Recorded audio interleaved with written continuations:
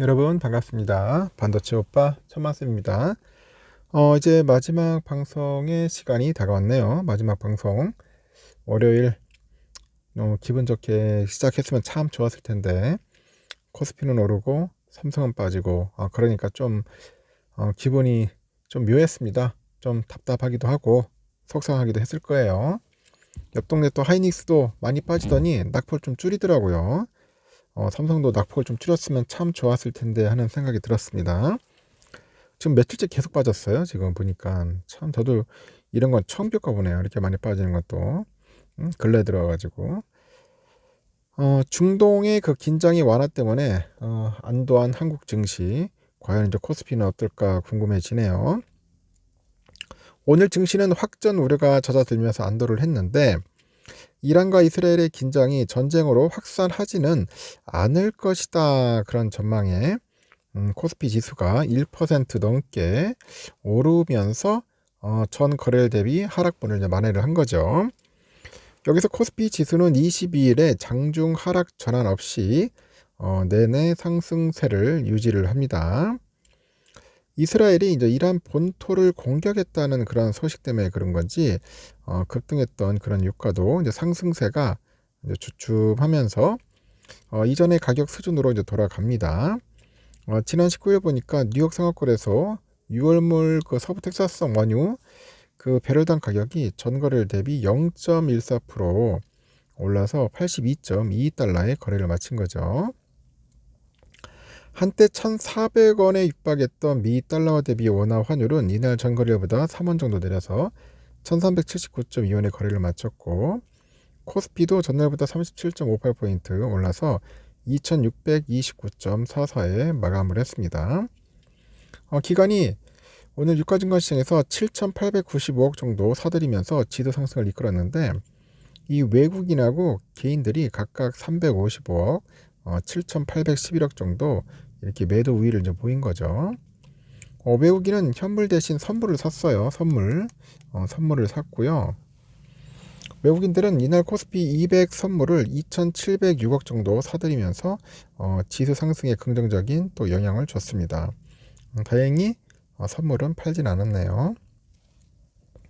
코스닥은 개인들의 그 매수가 지수 상승을 이끌었는데 개미들은 이날 코스닥 시장에서 1,167억 정도 순매수했고 외국인이 748억, 기관애들이 306억 정도 순매도를 했죠.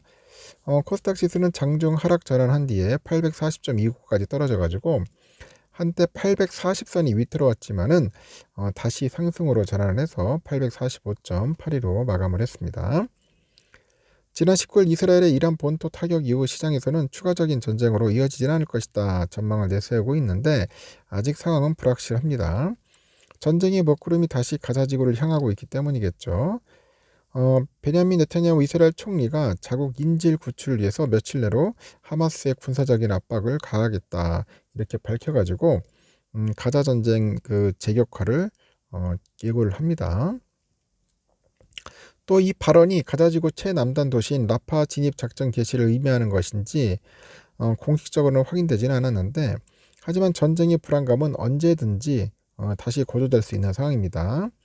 이란이 이스라엘 반격에 대해서 재반격을 하지 않는 전략적 인내를 단행했지만 여전히 이스라엘과 하마스 전쟁은 지속 중이기 때문에 불씨는 남아있다 그런 이야기를 하죠. 이에 따라서 미국의 중앙은행 연방준비제도의 금리 인하 시기도 지연되고 연간 인하폭 기대치도 1, 2회로 축소되는 모습입니다.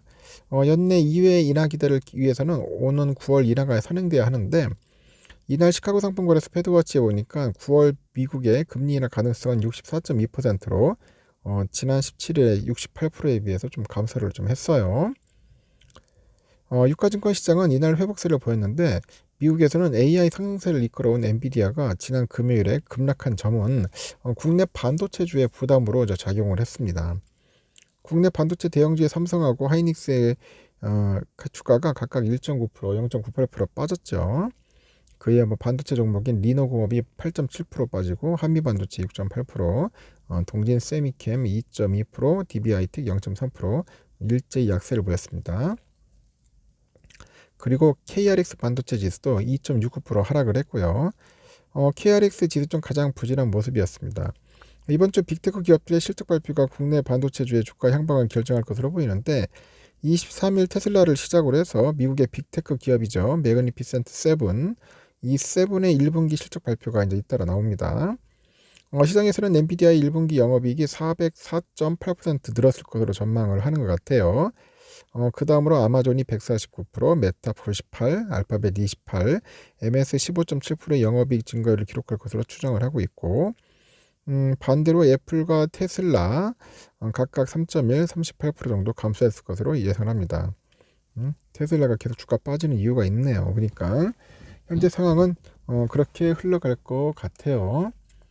하여튼 별로 그렇게 썩 좋지는 않아서 기분이 좀 묘합니다. 하여튼 코스피는 오늘 그래도 올랐다. 1.45% 정도 올랐습니다.